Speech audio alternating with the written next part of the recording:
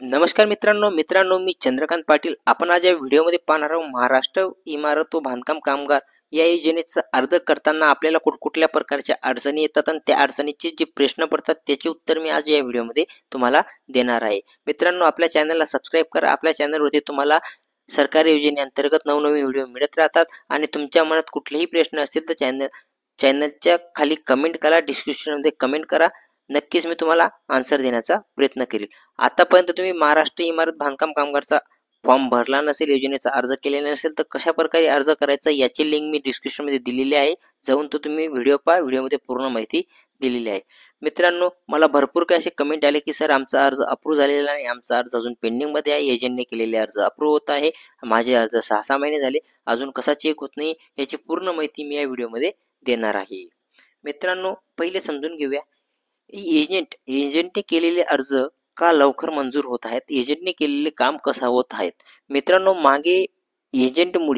मागे भरपूर काही कारवाई लागलेली होत्या. मागे काही दिवसांसाठी साईट सुद्धा बंद करण्यात आलेली होती. बांधकाम कामगार हे एक महत्वपूर्ण विभाग आहे. त्यांच्याकडनं 26 पेक्षा जास्त योजना राबवली जातात. त्या योजनेपैकी 2 योजना तुमच्या लक्षात लवकरात लवकर येतील. ते म्हणजे एक म्हणजे तुम्हाला पेटी वाटप होत असते, ती पेटीची योजना आहे. आणि दुसरे म्हणजे तुम्हाला भांडे वाटप होत असतील, ते भांड्यांची योजना आहे. या दोघी योजना बांधकाम कामगार कल्याणकारी मंडळाकडून राबविली जातात.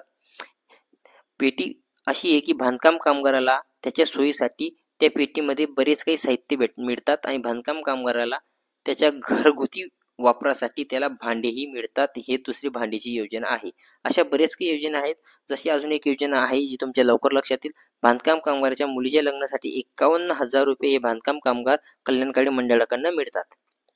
मित्रांनो, एजंटने केलेले जो अर्ज आहे तो अर्ज एजंट चुकीच्या पद्धतीने करतोय. एजंट हे चुकीच्या पद्धतीने करतो आहे आणि तुमचं डॉक्युमेंट डायरेक्ट एजंट तुमच्या गावात येतो, डॉक्युमेंट जमा करून घेतो, तुम्ही डायरेक्ट डॉक्युमेंट एजंटकडे देऊन देतात. एजंट तुमचा डॉक्युमेंटचा गैरवापर सुद्धा करू शकतो. मग तो अर्ज घेतो. अर्ज अशाही प्रकारे आपण ज्या प्रकारे अर्ज करतो तोही त्याच प्रकारे अर्ज करणार आहे. मित्रांनो, तुमच्याकडनं तुमची लुटमार करतो.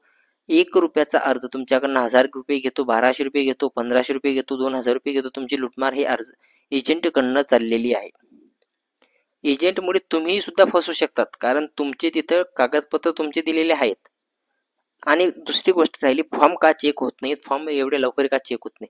मित्रांनो, मागे बांधकाम कामगारची साईट बंद होती. मी त्यांच्या ऑफिसला स्वतः जाऊन आलेलो आहे, जिल्ह्याच्या ठिकाणी. त्यांनी मला स्ट्रिक्टली सांगितले की एजंटने केलेले अर्ज कसे अप्रूव्ह होत आहे आम्हालाही माहिती नाही आणि त्याला दुसराही पर्याय नाही की आपला अर्ज कधी अप्रूव्ह होईल.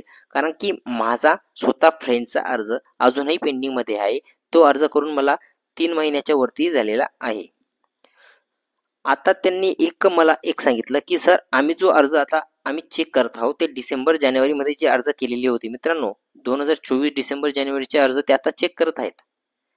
आपण केलेले अर्ज कधी आहेत? जुलै ऑगस्टमध्ये आपण केलेले अर्ज आहेत, त्याचाही नंबर येणार आहे. एवढ्या 2 महिन्यात तुमचाही अर्ज अप्रूव्ह होणार आहे. तुम्ही निश्चित राहावे. एवढ्या 2 महिन्यात तुमचा अर्ज अप्रूव्ह होणार आहे. फॉर्म चेक होणं सुरू झालेलं आहे. कधी कधी बांधकाम कामगाराची साईट बंद होते काही अडचणींमुळे, तंतोतंत्री कारणांमुळे, काही टेक्निकल प्रॉब्लेममुळे साईट बंद होते. त्यामुळे अर्ज चेक करणंही बंद राहतं. जर तुमचा अर्ज चेक झाला असेल आणि तुम्हाला एक्सेप्ट असं नाव आलं असेल तर तुम्ही ते एक्सेप्ट नाव आल्यानंतर तुम्ही पेमेंट करायचं 1 रुपयाचं. ती 1 रुपयाची पावती तुम्ही बांधकाम कामगार जिल्ह्याच्या ऑफिसला घेऊन जायचं. तिथून कार्ड घ्यायचं आहे. कार्ड घेतल्यानंतर तुम्ही कुठल्याही योजनेचा लाभ घेऊ शकतात. राहिली दुसरी गोष्ट, तुमचा फॉर्म रिजेक्ट झालाय. तुमचा फॉर्म जर रिजेक्ट झाला असेल तर तुम्ही तो फॉर्मला नवीनही अप्लाय करू शकतात. मित्रांनो, रिजेक्ट झाल्याचं कारण काय? जर तुम्ही 90 दिवसाचा अर्ज, महत्वाचं कारण त्याचे 90 दिवसाचा अर्ज तुम्ही व्यवस्थित अपलोड केला नसेल, 90 दिवसाचा जो प्रमाणपत्र आहे तुम्हाला जे मिळतं प्रमाणपत्र, एक तर ग्रामसेवकाकडनं मिळतं किंवा दुसरं जे आहे ते तुम्ही ठेकेदाराकडनं कॉन्ट्रॅक्टदाराकडनं घेऊ शकतात, ज्याच्याकडे लायसन आहे. लायसनधारक गव्हर्नमेंट कॉन्ट्रॅक्टदाराकडनं तुम्ही ते घेऊ शकतात. तुमचा फॉर्म रिजेक्ट का होतोय तेही तिथं कारण लिहिलेलं राहतं. तुम्ही ते फॉर्मला नवीन अप्लाय करू शकतात किंवा त्याला एडिटही करू शकतात. एडिटमध्ये तुम्ही जाऊन ते डॉक्युमेंट सुद्धा चेंज करू शकतात. आणि तुम्हाला अजून याच्या व्यतिरिक्त काही प्रश्न असेल तर मला कमेंट करा. मी तुम्हाला त्याच्यात आन्सर देण्याचे 100% प्रयत्न करेल. दुसरी गोष्ट, अर्ज सबमिट होत नाहीत. मित्रांनो, काही दिवसांसाठी साईटला बंद करण्यात आलेलं आहे. त्यासाठी नवीन अर्ज सबमिट होत नाही. जशी साईट चालू होईल मी तसं तुम्हाला अपडेट देणार आहे. मित्रांनो, बरेच काही प्रॉब्लेम येत आहेत, टेक्निकल इश्यू येत आहेत, म्हणून साईट बंद करण्यात आलेली होती. जशी चालू जाईल मी तुम्हाला तसा अपडेट देणार आहे. हा 90 दिवसाचा जो अर्ज आहे तो तुम्ही कसा भरायचा आहे याची लिंक मी डिस्क्रिप्शनमध्ये देतो. जाऊन व्हिडिओ पाहून घ्या. व्हिडिओमध्ये संपूर्णपणे सविस्तर माहिती मी सांगितलेली आहे. बरेच काही बांधकाम कामगाराचा फॉर्म अर्ज जे आहे ते एजंट लोक घेऊन गेलेले आहेत आणि एजंट लोकांकडनं OTP येत नाही. मित्रांनो, OTP का येत नाही? ते लोक तुमचा फॉर्म अजूनपर्यंत भरलेला नाही. ज्या दिवशी तुमचा फॉर्म भरतील ते त्या दिवशी तुम्हाला OTP येईल. तो OTP फॉर्मवरती फिल करावा लागतो. त्यानंतर तुमचं पुढची प्रोसेस होत असते.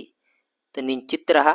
आणि दुसरी गोष्ट, जर तुम्ही रिअल असाल, तुमचं खरंच बांधकाम कामगार किंवा तुम्ही कुठलेही वर्कर असाल, कुठल्याही प्रकारचे इलेक्ट्रिशियन असाल, कुठल्याही प्रकारचे वर्कर असाल, बांधकाम कामगार करत असाल, तुम्ही पेंटर असाल, तुम्ही कुठल्याही प्रकारचे काम असाल, तर तुम्ही खरोखर या योजनेचा लाभ घेऊ शकता. तुम्ही या योजनेअंतर्गत तुम्ही लाभ मिळवू शकतात.